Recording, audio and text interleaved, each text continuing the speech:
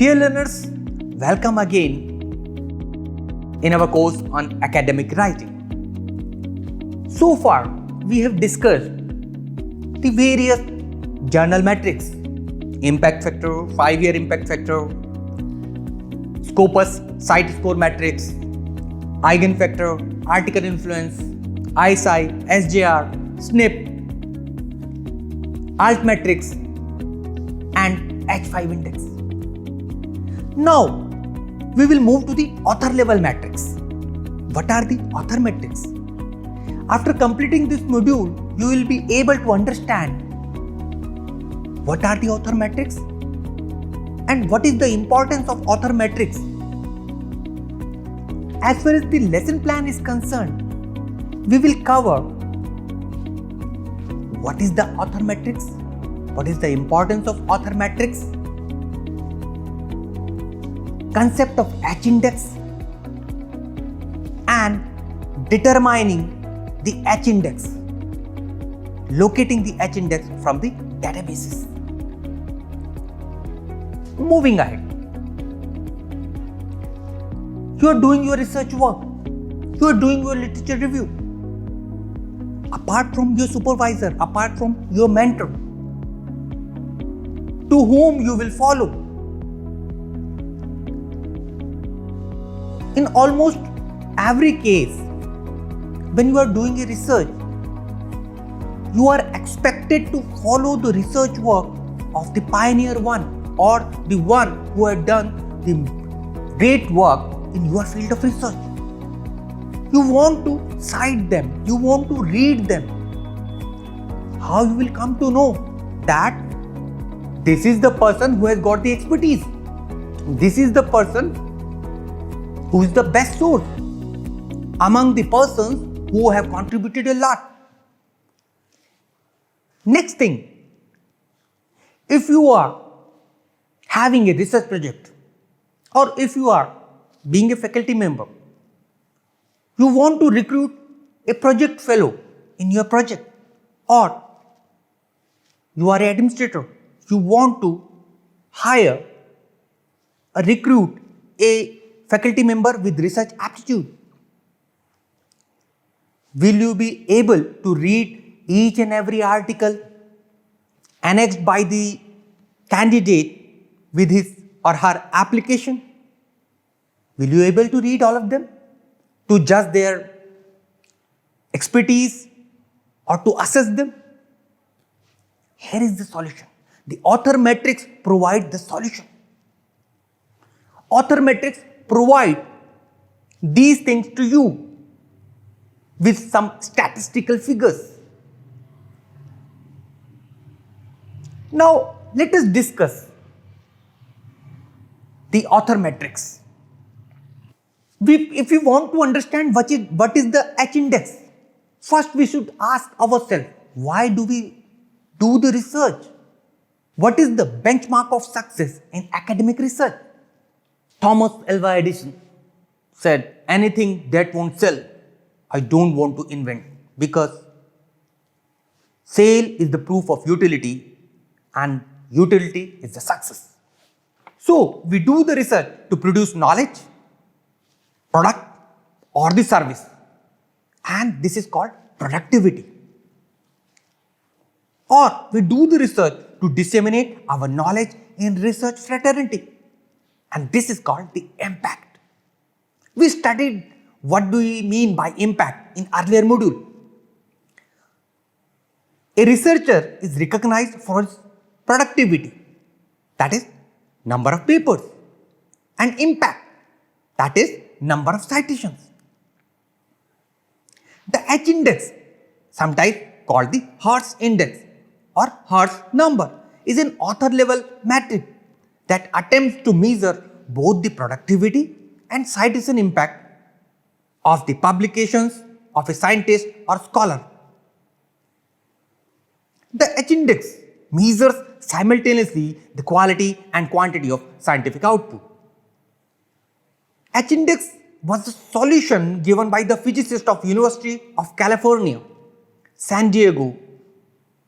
That physicist was George E. Hertz. In 2005, He developed H-index as a tool for determining theoretical physics relative quality.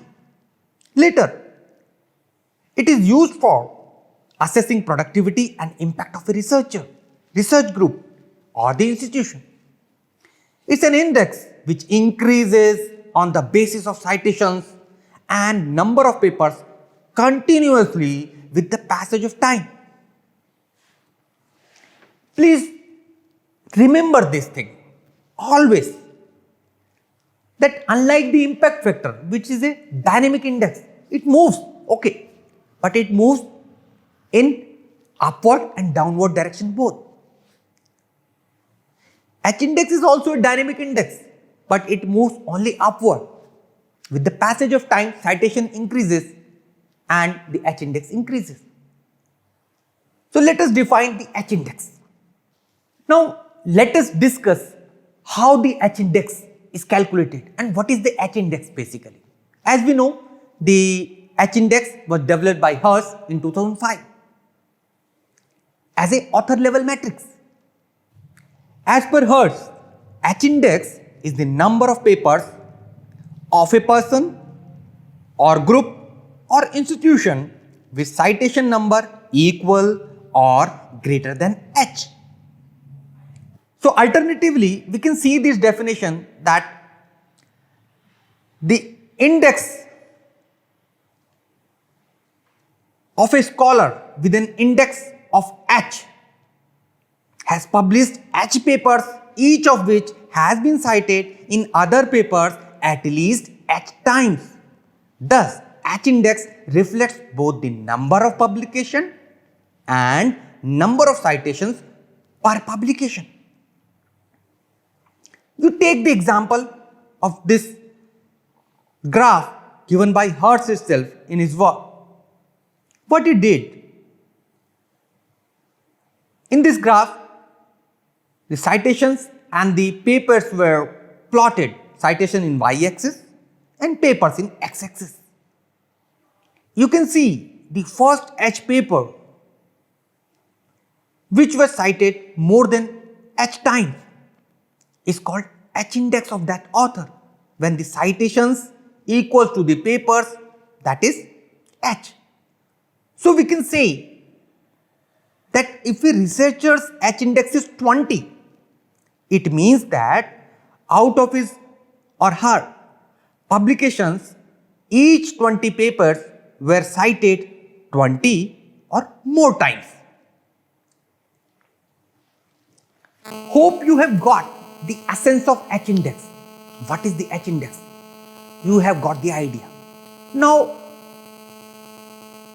who provides the H index? There are the databases, Scopus, Web of Science, and most commonly the Google Scholar. These are the three most important sources of H index. These databases automatically calculate H index. But in these databases, books, foreign language, journals, patents and offline journals are not indexed or covered. If you go for the manual calculation, as we have seen in the graph also, the H index can also be manually determined using citation databases. But you need not to calculate them manually. So, as the databases are given by the various different agencies, so when you are mentioning the H index of a particular author or when you are mentioning your H index in your CV, don't forget to mention the H index source, the which databases, on which basis the H index was there. H index, Web of Science, H index, Scopus, because depending on the databases, the H index may vary. In general, the H index given by the Google Scholar is the highest value.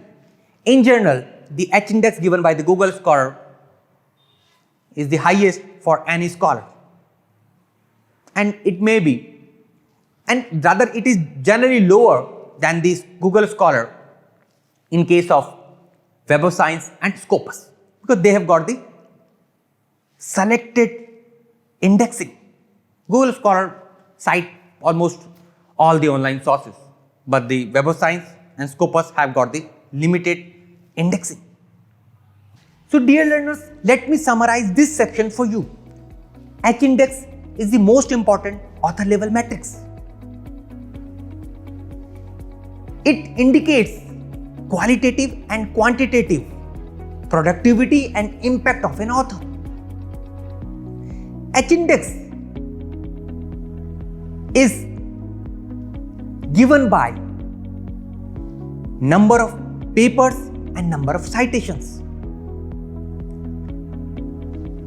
Actually, it is number of papers cited number of times, and it varies depending upon this database in which the H-index is mentioned. Use the H-index for your CV and for identifying the expertise and for evaluating the expertise of an author or researcher. By that way, you will follow the right person for your research work.